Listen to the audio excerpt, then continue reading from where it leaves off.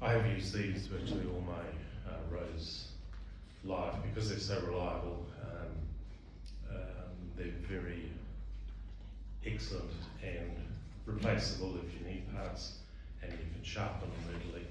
There are other secateurs on the market, but perhaps at a lesser price. Pruning session, you just need to give them a sharpen up, and this is just a sharpening, grinding type blade that you can buy. I got this at Mitre 10. So it's very simple to sharpen a blade. You basically apply it at about a 45-degree angle to the cutting edge and just virtually work your way along it, up and down there, give it a good sharpen, and then just a swipe on the back to flatten it out. And I would get that nice and sharp, and I would do that about, probably, if I was doing, say, a couple of hundred roses, then I'd stop up to say 50 and just give it a little touch up. So the importance of a sharp cut is that when it comes to dieback, and I'll explain that a little bit later. So sharp secateurs, very important. Allied with that are sharp loppers. So a lot of rosewood is quite heavy, quite old, quite gnarly, and quite difficult to get through. If you're using secateurs, you can't always get through it. So if you have secateurs, if you have these, to supplement your secateurs, the loppers are ideal. They come in two sizes, so you have the large loppers, and also they are also available as the smaller ones if you are a fine edge saw to get into difficult spaces, either that type or one like this, which just so that you get into the base and get round, take out some of that dead wood. You need to have reasonable quality gloves.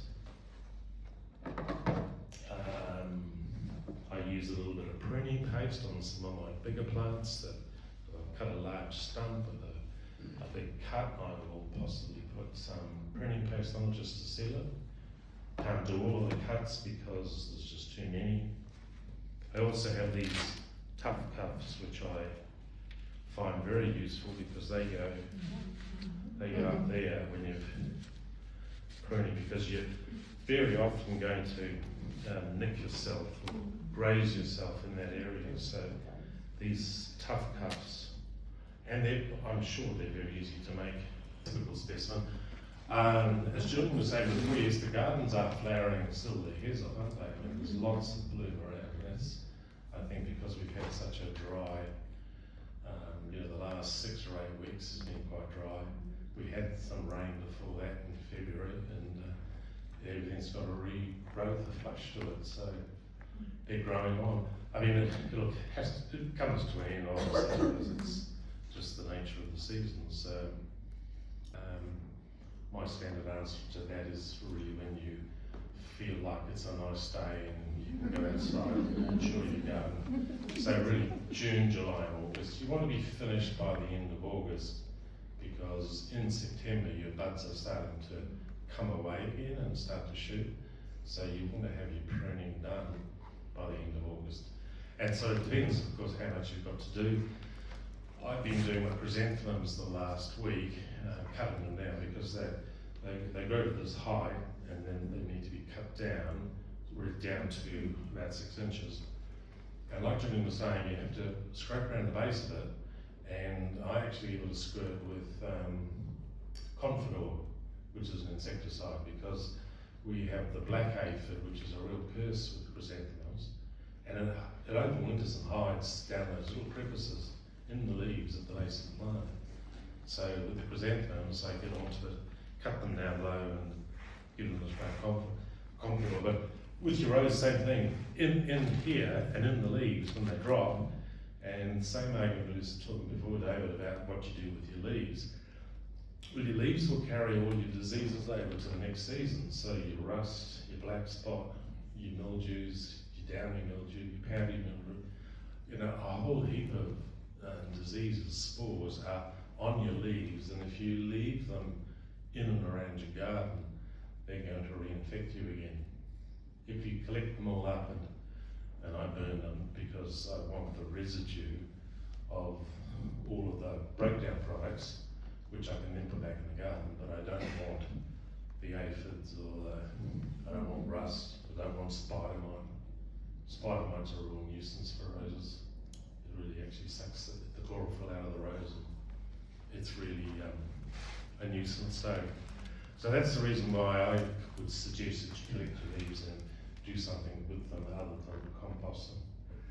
Because I'm not confident that composting them will actually make them pure. I may be wrong, but I believe that burning them and then collecting the residue of what's left over is more beneficial.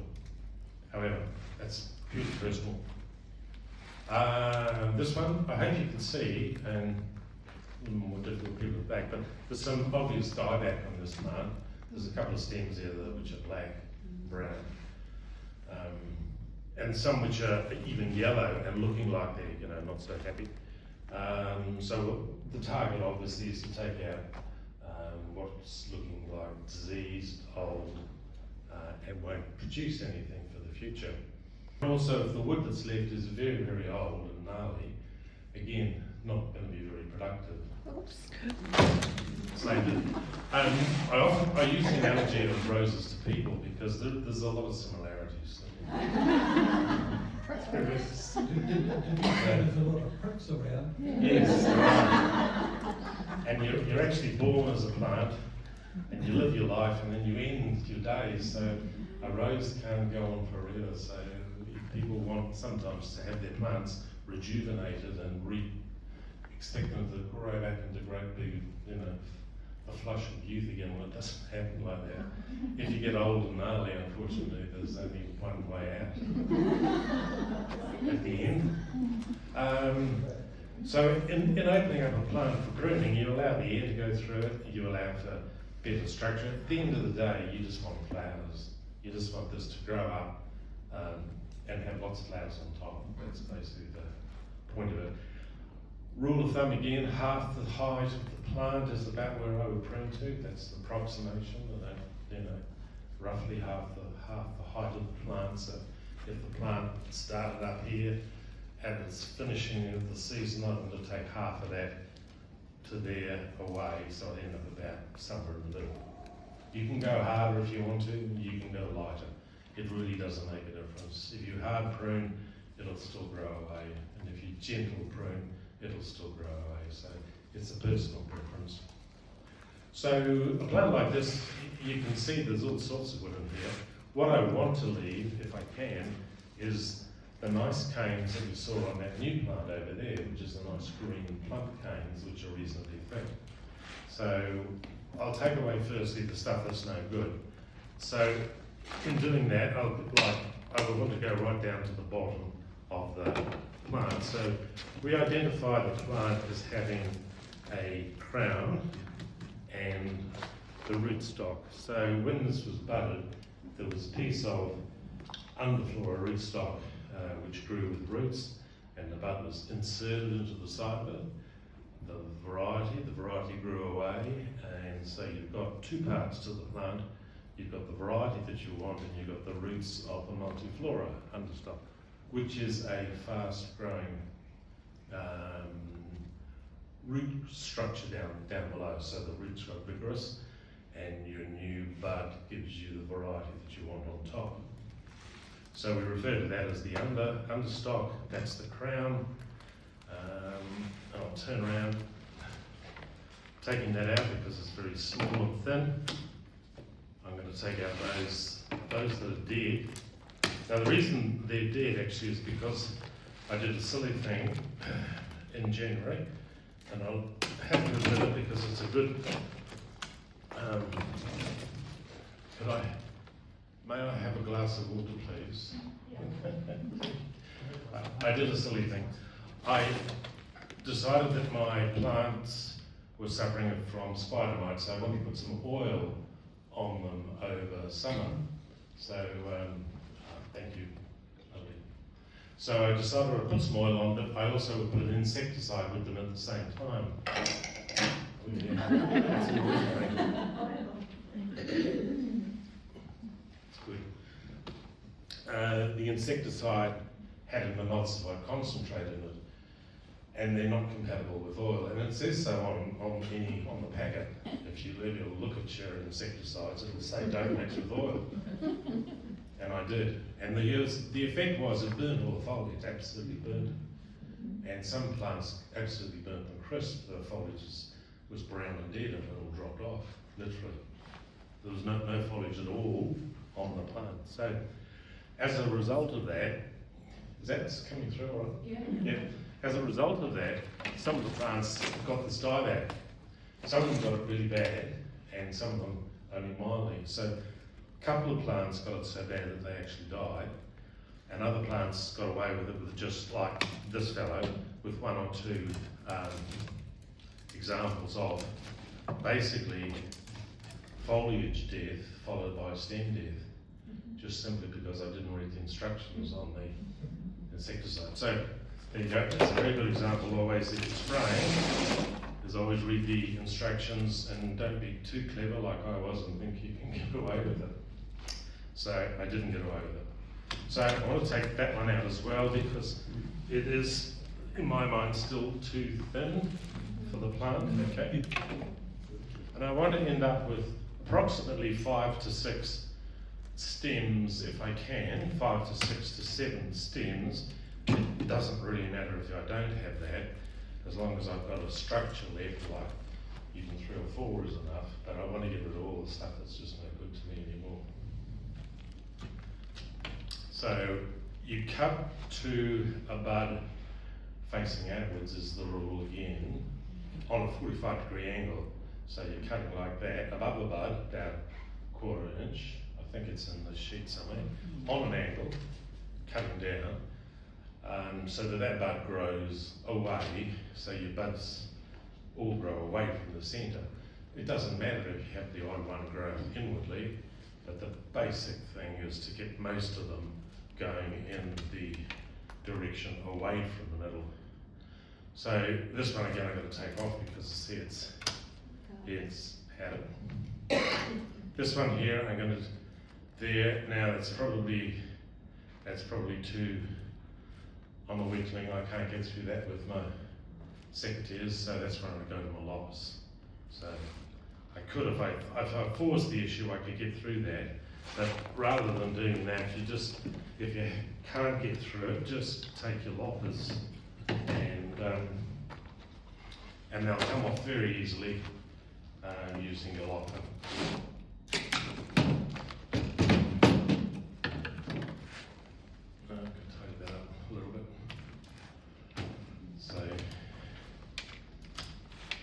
I like to leave 1 leader, as I call it. So I'm going to do this, which is leave 1 leader. So there's a stem coming up, and I'm going to cut it to about, there's that with facing bud. And that's what I call 1 leader.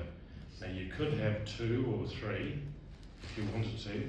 I generally go for 1. It's just what I've always done. And doesn't really matter, but that's how I prune. This one I'd come up here, so I want to take off the little stuff.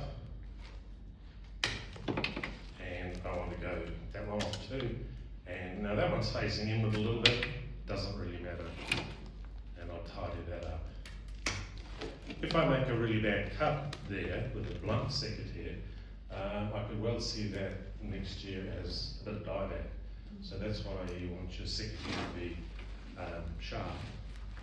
So I'll carry on around, I'll take out, this one here is some dieback, so this one is probably just a bad cut, too high, and see how it's dyed back. So that is too thin, that's too old. So if in doubt, leave it until you have gone around once.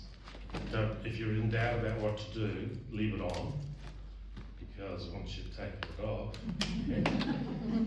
and I often do that myself. I think, I'm not sure about that, I'll leave it, I'll wait, and watch it shape up as I come round, and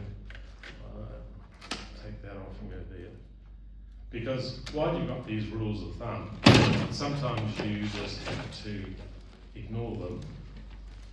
I'm going to go down here. Once again, that's pretty gnarly down there. Okay, secateurs, we'll get through that one. Outward facing bud. And more one there. Okay, now I don't like that. See how that's gone from old wood to old wood to nothing really. See what's that going to do next year? It's going to throw a little shoot up again with a little flower. So once again, that's a very good one to take off at the base. And to get in at the base, loppers or saw. We want the base to throw us some new shoots. With our pruning paste that come there, so I would give it a dab. It certainly hasn't been happy with what I've done to it, and but then that's just a live and learn thing. So cleaning the header means I want to expose the surface of the rose and the crown, so that if there's anything hiding under there in the way of bugs and rust is also bad some seasons, really bad. And aphids always come back, don't they? And you can never not have aphids in the garden. So I'll get that really good. If there's anything in there, I'll get it off. And I'll also make a mess where I'm going as well. But nice, good brisk. The rose can take it all right. It's not bad. Now I might take that off because I've got this one, or I might take that one off. That one again is really not going to do anything. So I just want one rather than two. But that's only me. I mean, other people would leave both of them on, but I'll take that off so that I've got. Now I haven't counted them, but there's 5. Okay, and that's perfectly acceptable. Now to put back in the ground. And it'll grow away very well for next year. And I've done one single cane. You can't always apply your rules every time. Exactly, sometimes you have to compromise. But that's life, isn't it? You have to compromise. Putting it back in the ground, you need new dirt. So I take out 2 to 3 feet, sides and depth, and that's about a good barrow load of soil. It seems like the rose roots leave toxins in the ground, and new roots, as they start to form, don't like those toxins, so you're better to change the soil over. So you change this, you're going to put a new plant in, like that one, into the ground. If it's had a rose in previously, it's a good advice to dig the ground out to about a good barrow amount, which is for me about just spade depth, down and under. So I've got all of that soil removed and I've put new soil in. That soil can go into a veggie bed, and then new soil can come in from somewhere where you haven't had a rose grown previously. And then I put nothing in the rose into the hole other than soil. I don't apply anything in the way of compost or mulch, or it just goes straight garden soil. I add lime to my rose beds at the rate of about 0.5 kg per square metre. Roses ideally like 6.5, between 6 and 6.5 is their ideal range. So I do add a bit of lime because I know your lime is being gradually washed out as time goes by. The crown is above it. and also then trim the roots off underneath. So give them a trim off, and give this a really good clean up so you get the moss and the lichen and all the stuff off it.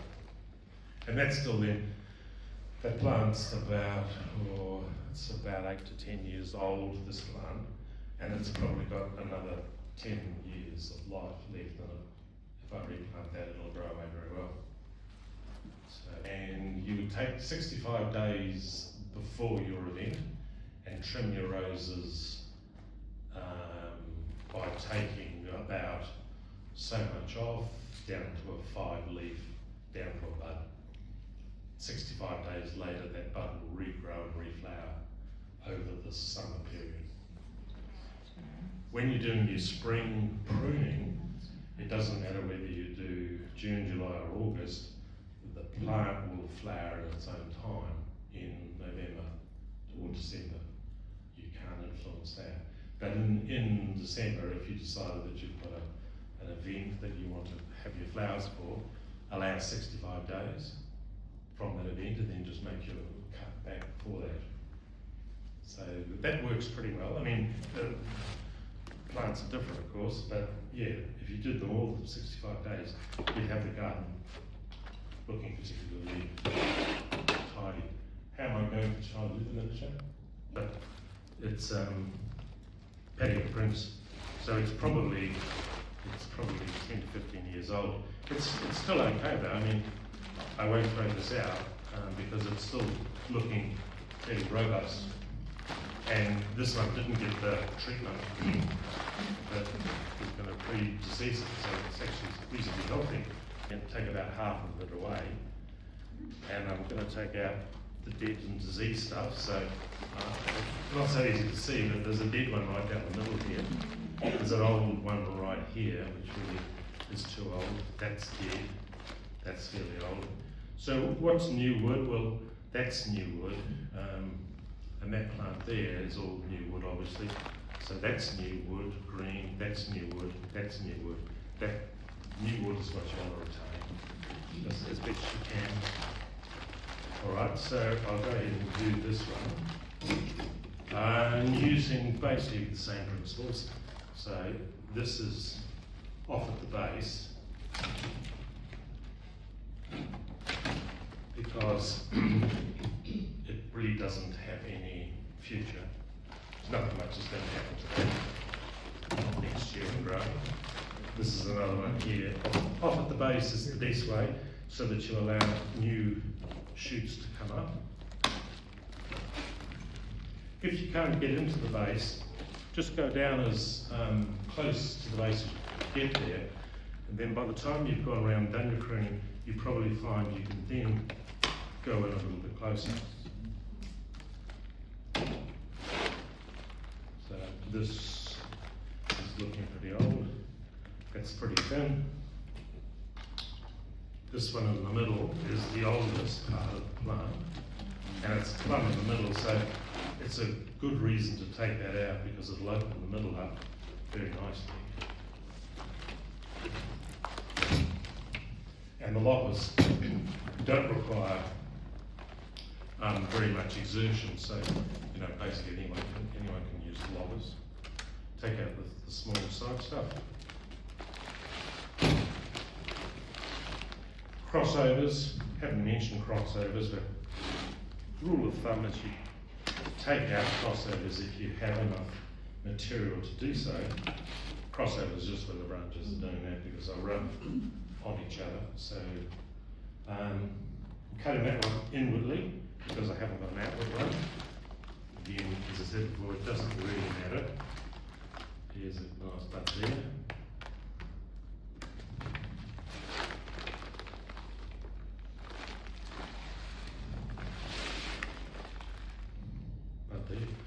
So the buds at this stage, of course, the leaves I've taken off.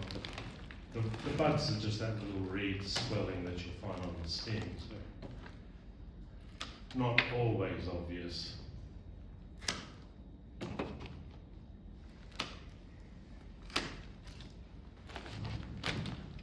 So that's half the height gone. This one too small, so that one can come off. And then because I've opened it up a little bit, I can get closer to the base of the plant, or the crown. I can get on and scrape that soil away, because in there we're going to be hitting all of the bugs for next season. And as I said, I'm sure I'll get another 10 years out of a miniature like that. This flowering season it'll be back up here again. Yeah, so I've done about half. Yeah, and then I've got 6 canes left, roughly. And I'll brush that down. No. And same treatment. I'll give it sulphur first, and the roots I would trim up before putting it back in the ground. So reasonably. When you're working, you don't have to. Yeah, if in doubt, you basically wait and come back to it if you're not sure. So you love your roses. We'd love to see you along and join our rose little troop as we head towards our national show. And come to the national show around Europe. 21st of November it will be held at the AMP Showgrounds around Europe. We'll send out information about it. Yeah, it'll be a good one, because we haven't had one around Europe before. We've had one on Wood End. And the way things are, we probably won't see one in the South Island for a number of years because of the cost of travel and everything else. And so then it might be a number of years before we get back to Christchurch. So, It was absolutely fabulous. Thank you.